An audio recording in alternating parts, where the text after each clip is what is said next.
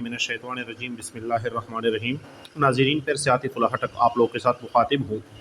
आज के इस लेक्चर में हम पढ़ने जा रहे हैं किंगडम मोनेरा को।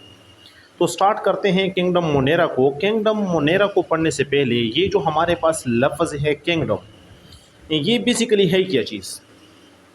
अगर क्लासिफिकेशन है बायोलॉजी की, एन बायोलॉजिकल क्लासिफिकेशन, अगर जानदार अशिया की क्लासिफिकेशन की बात हो रही है तो इससे पहले हमने पढ़ा है 2 kingdom system of classification, 3 kingdom system of classification, 5 kingdom system of classification. In biological classification इसके अंदर लार्जेस्ट ग्रुप ऑफ ऑर्गेनिज्म को हम क्या कहते हैं? किंगडम कहते हैं। वैसे ये जो लार्जेस्ट ग्रुप ऑफ ऑर्गेनिज्म है इसको डोमेन कहते हैं। इसको हम क्लास एफएसी और बीएस वगैरह इसमें स्टडी करते हैं। लेकिन क्लास 9 के सिलेबस तक हम largest group of organism and biological classification को हम नाम देते हैं किंगडम मोनेरा को। इसके बाद स्टार्ट करते हैं कैरेक्टरिस्टिक ऑफ किंगडम मोनेरा।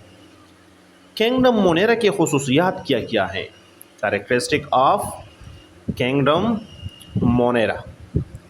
तो स्टेप बाय स्टेप स्टडी करते हैं। सबसे पहली बात तो ये है कि किंगडम मोनेरा जो है इसको हम कहते हैं also called as prokaryotes, called as prokaryotes.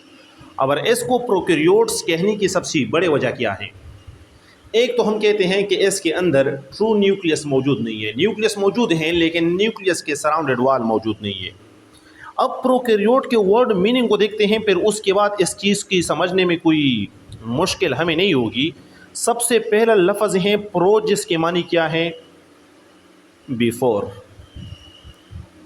दूसरा है कैरियोट्स लफ्ज़ है। कैरियोट्स की मानी है कैरियन से निकला है न्यूक्लियस। मतलब ये है कि वो जानदार जिसके अंदर न्यूक्लियस है, उससे पहले जो जानदार हमारे पास पाए जाते थे उसको क्या कहते हैं? प्रोकैरियोट कहते हैं। इस वजह से हम कहते हैं कि Monera is the ancient organism, ancientest organism ever in history of living organism. जानदार अशिया की हिस्ट्री में सबसे कदीम जो हमारे पास जानदार इस ज़मीन के ऊपर पाया जाता था वो क्या है?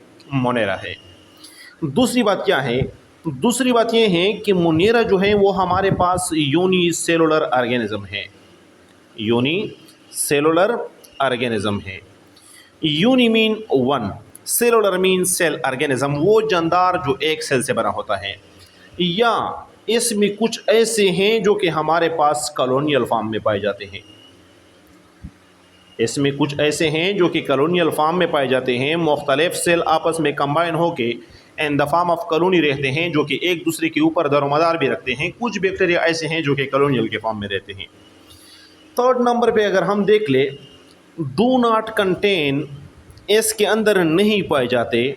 Do not contain membrane bounded organelle, membrane bounded organelle. ये एक ऐसा जानदार हैं जिसके अंदर मेम्ब्रेन बाउंडेड, मतलब ये है कि ऐसी ऑर्गेनेली जिसके surrounded protective layer, protective membrane पाया जाता हो, वो मेम्ब्रेन इसके अंदर क्या होते हैं? एब्सेंट होते हैं। फोर्थ नंबर जो पॉइंट है, इट लेक या इट डू नॉट कंटेन, इसके अंदर नहीं पाया जाता। Do not contain membrane bounded nucleus, इसके अंदर मेम्ब्रेन बाउंडेड न्यूक्लियस भी नहीं पाया जाता। Membrane bounded nucleus. फिफ्थ जो हमारे पास इसका बेसिक पॉइंट है वो क्या है? It is heterotrophic. ये हमारे पास क्या है? हेट्रोट्रॉफिक है। हेट्रोट्रॉफिक किस तरह है? हेट्रोट्रॉफिक ये कुछ इस तरह है कि इसमें कुछ स्पीशीज़ ऐसे हैं जो कि फोटोसिंथेसिस के ज़रिए खुराक तैयार करते हैं, और कुछ ऐसे हैं जो कि कीमोसिंथेसिस के ज़रिए खुराक तैयार करते हैं। मतलब ये है कि इसके अंदर कुछ स्पीशीज़ ऐसे हैं जिसके अंदर क्लोरोफिल पाया जाता है, और वो हमारे पास क्या करता है? सनलाइट के एनर्जी को यूज़ करके अपने लिए क्या करता है? जिस तरह प्लांट बनाता है, फोटोसिंथेसिस वाला अमल ये भी करता है। लेकिन कुछ ऐसे हैं जिसको फॉर एग्जांपल सल्फ़र बैक्टीरिया, वो केमिकल को इस्तेमाल करके क्या बनाता है? हमारे पास अपने लिए खुराक बनाता है। तो ये हमारे पास खुराक के लिहाज से क्या है, हेट्रोट्राफिक हैं, दो अल्फाजों का मजमुआ है। हेट्रो मीन डिफरेंट, जबकि ट्राफिक के मानी हमारे पास क्या है, फूड है।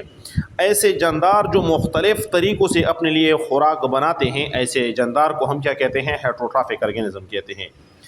इसके बाद अगर हम देख ले, इट कंटेन सेल वॉल, इसके अंदर सेल वॉल पाया जाता है। इट कंटेन सेल वॉल, और ये जो सेल वॉल होता है ये म्यूरिन से बना होता है। म्यूरिन क्या है, म्यूरिन को अगर हम देख ले, इसको दूसरे अल्फाज में हम कहते हैं आल्सो कॉल्ड एस पेप्टिडोग्लाइकेन। इसको दूसरे अल्फाज में हम पेप्टिडोग्लाइकेन भी कहते हैं। अब पेप्टिडोग्लाइकेन क्या है, पेप्टिडोग्लाइकेन भी दो अल्फाजों का मजमुआ है। एक है पेप्टिडो, दूसरा है ग्लाइकेन। ग्लाइकोसिडिक लफ्ज़ आप लोगों ने सुना होगा। पेप्टाइड, पेप्टाइड बॉन्ड पाया जाता है प्रोटीन के अंदर, और प्रोटीन का जो यूनिट है वो हमारे पास है amino acid. Glycan, glycosidic glucose के अंदर पाया जाता है। मतलब ये है कि ये पॉलीसेकेराइड के अंदर पाया जाता है, और पॉलीसेकेराइड का जो यूनिट है वो क्या है, ग्लूकोज है। तो सिंपल कहने का मतलब ये है कि ये प्रोटीन और ग्लूकोज से बना हुआ होता है। इसकी अगर हम एग्ज़ाम्पल की बात करते हैं तो एग्ज़ाम्पल इसका हमारे पास क्या है, एग्ज़ाम्पल इसका है बैक्टीरिया और सायानो बैक्टीरिया। सायानो बैक्टीरिया को हम दूसरे अल्फाजों में ब्लू ग्रीन एलजीबी कहते हैं। यहाँ तक काफ़ी था। इंशाल्लाह नेक्स्ट लेक्चर में फिर से आप लोगों के साथ मुहातिब हूँगा। अपने दुआ में याद रखना। वस्सलाम।